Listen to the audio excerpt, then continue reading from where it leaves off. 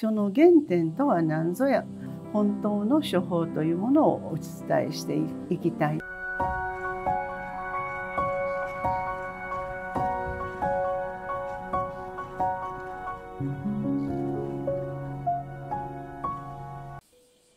今日は、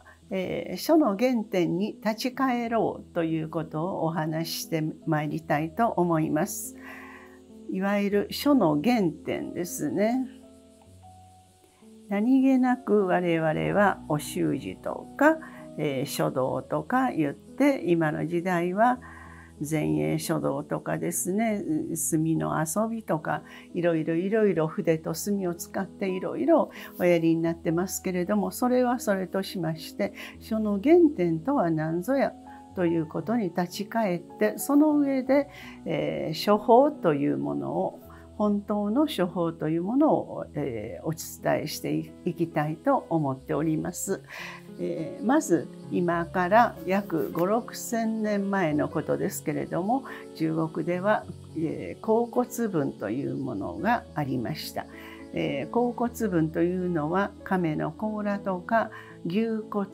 の骨とかにですね、刀で文字を刻んでありましたですね。刻んであったものですけれども、それは、甲骨文というのは実際に見ようと思いますと、倉敷、岡山県倉敷市の、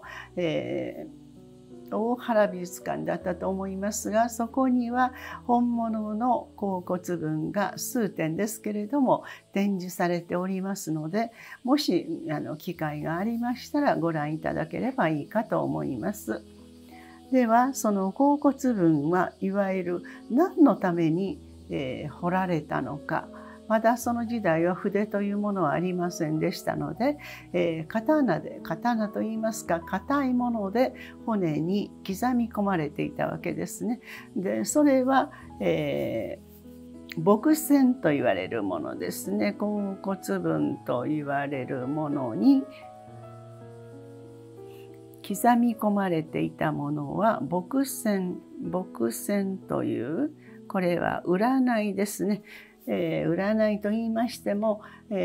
今のような簡単な自分の人生はどんなんだろうかとか、そんな簡単なものではなくって、国自体が、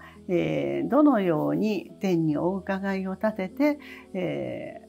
なんて言うんでしょうか、みんなが幸せになるにはどうしたらいいだろうかという、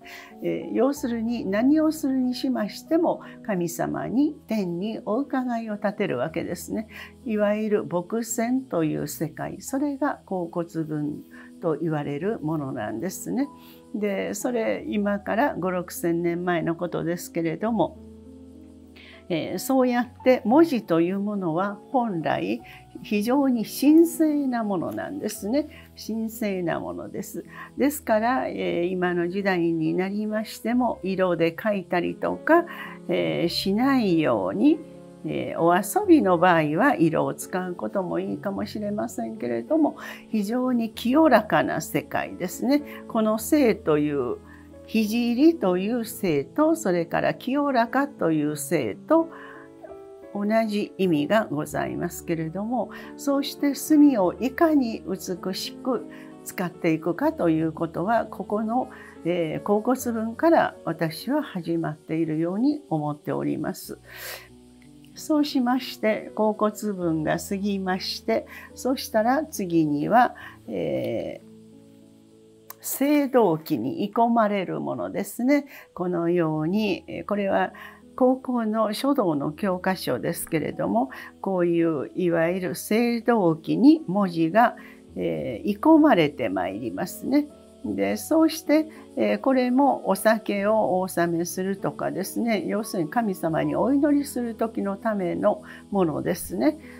人間界のものとは違いますね。あくまで神聖なものとして書というものがあったわけですね。そうして、青銅器というものが終わりまして、その次に石碑というものが出てまいります。その石碑には大体が書体とすれば隷書体というものになっていきますけれども、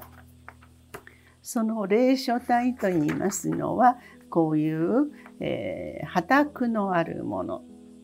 破託というのはここの部分ですね。ここの破託という一本の横線のものに破託という形のものが、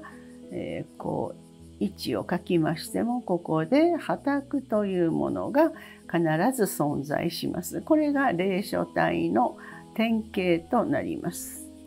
霊書体の典型ですね。